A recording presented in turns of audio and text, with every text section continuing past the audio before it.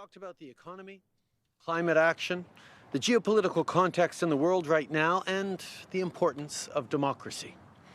During these turbulent times, it is more important than ever to work with close partners in the hemisphere to strengthen our supply chains, protect ourselves from the impacts of climate change, and ensure stability, which is essential to prosperity. For example, earlier this year, to help build climate resilience, Canada partnered with the Inter-American Development Bank Group and committed $5 million to promote the use of nature-based solutions in Latin America and the Caribbean. Another way to ensure stability is to create good jobs in each of our countries, including members of the marginalized communities.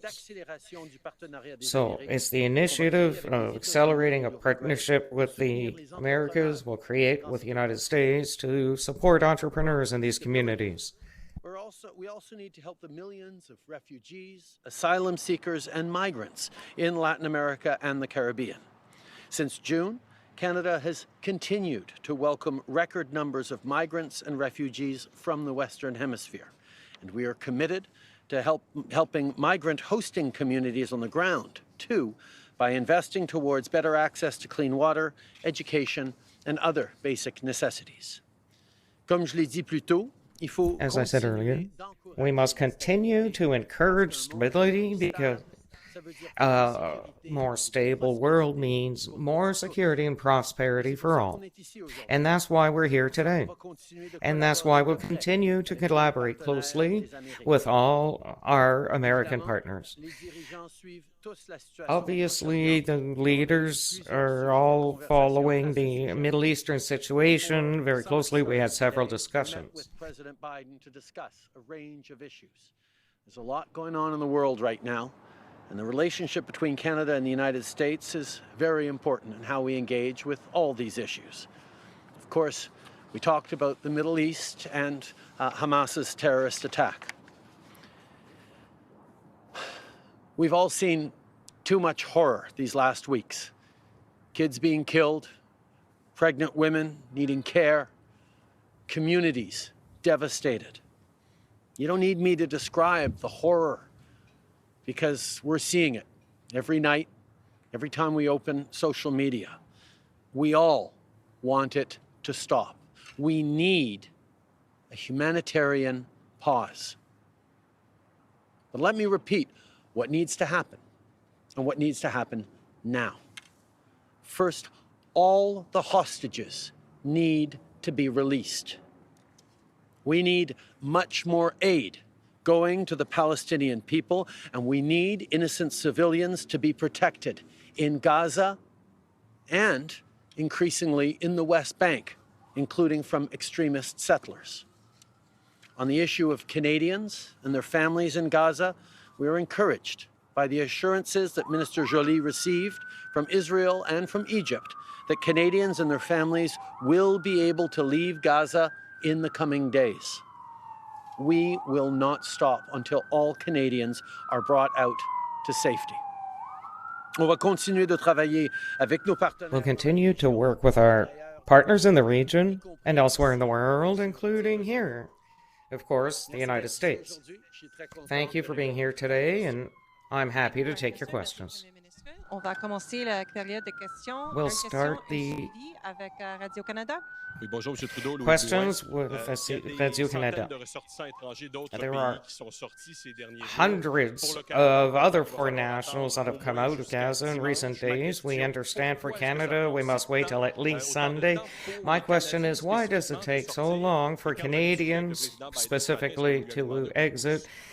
And when you spoke to President Biden, did you ask him for help?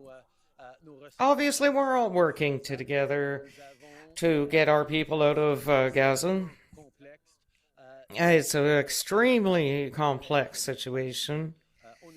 Canada and Melanie Joly in particular were working with allies, with Egyptians, Americans, Jordanians, to get Canadians out of there as quickly as possible and their families. We have a lot of hope that we will see them in coming days. but we will continue to work ceaselessly.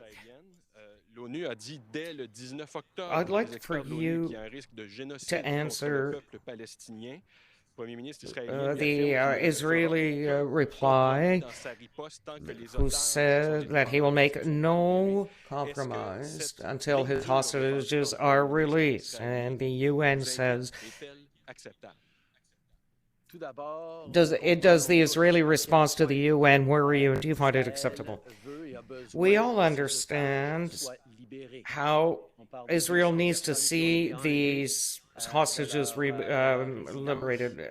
We're talking about some 200 people who were taken from their homes on October 7. They're in an extremely difficult situation. If other hostages are found, they need to be freed.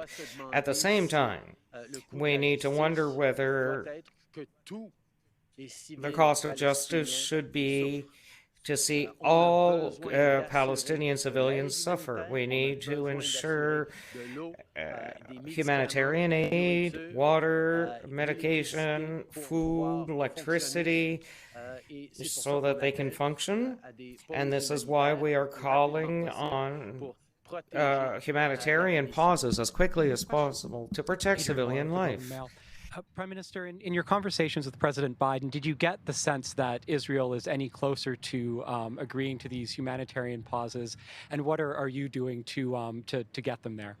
I can't speak for Israel's decisions right now. What I can say is countries like Canada and the United States and others are continuing to encourage everything that can be done to protect human life, including with humanitarian pauses. This is something that I did speak about with President Biden. We shared our concerns. We also will continue to stand steadfast in terms of ensuring that Hamas is held to account, but also ensuring that everything is done to protect civilian life, including Palestinians in Gaza and in the West Bank. What are your thoughts on some people calling for a ceasefire? What are your thoughts on the possibility of ceasefire? It's hard to watch the news every night and see the impacts on civilians, including children, and not want it to stop. We understand how difficult the situation is, the impact of the horrific terrorist attack by Hamas. Hamas, an organization that is not only responsible for the deaths of Israelis, but also, and over years and decades, responsible for the deaths of Palestinians as well. We need to see a cease. We need to see a humanitarian pause so we can flow. We need to see ceasing of the levels of violence that we're seeing. We need to see civilians protected. We need to see a humanitarian pause to get aid in, to get Canadians out, to get vulnerable people out, to get hostages released. These are the things that the people around the world are looking for.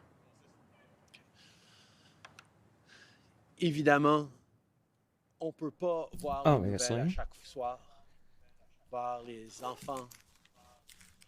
You can't watch the news each night, seeing children killed and the human cataclysm that is occurring without wanting to see it end. We understand completely how Hamas has to be brought to justice. There has to be consequences for Hamas. But we also need to make sure that civilian life is protected. And this is why we're calling on human corridors and humanitarian corridors and pauses, help for civilians, the Palestinians. We ask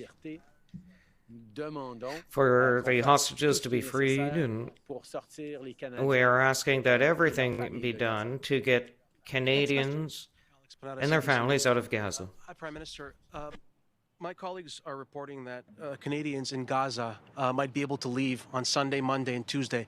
Can I ask you what specific services the Canadian government intends to offer? What is the Canadian government going to be doing for people who manage to make it across the border? We are working with all of our regional officials and our allies to make sure that as Canadians come out to safety, hopefully in the coming days, they are properly supported. We've been there from the very beginning for people leaving the West Bank, for people leaving Israel since October 7th. We will continue to be there to help Canadians and their families get to safety. So there would be consular officials on the ground? We will be there as we are.